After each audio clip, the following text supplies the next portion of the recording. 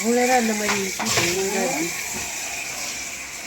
தண்ணி நடந்துச்சு தண்ணியில் இறங்கி கொள்ள இனிமேல் தான் போடலாம். ஃபஸ்ட்டு நேரான ஒரு தண்ணிலாம் வந்துருக்கு. அதுக்கப்புறம் அதில் சூடு பண்ணால் தண்ணிலாம் வந்துடும்.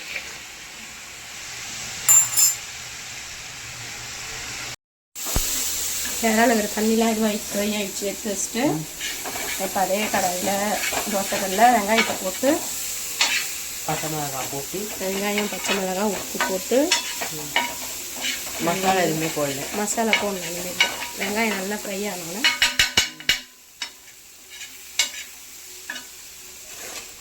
என்னது கொஞ்சோண்டு கரம் மசாலா கொஞ்சம் இஞ்சி பூண்டு பேஸ்ட்டு போட்டு ஆவடி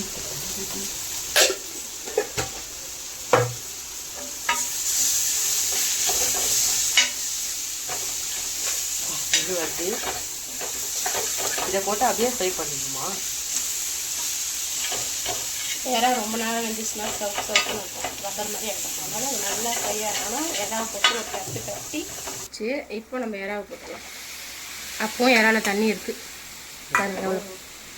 எவ்வளோ தண்ணி வந்து மொத்தமாக தான் போட்டு ஃப்ரை பண்ணணுமா?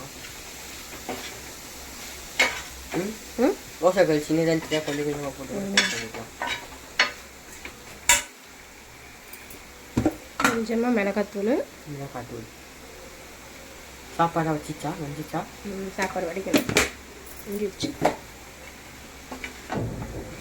நான் மட்டும் வச்சுட்டா அவ்வளோதான், சாப்பிட ஆரம்பிச்சிடலாம்.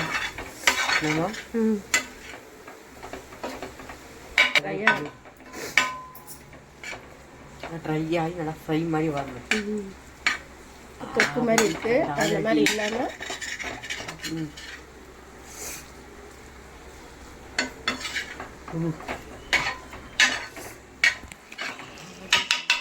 கொஞ்ச நேரம் அப்படியே இருந்துச்சுன்னா அந்த தண்ணியில் இதுவாகிடும்.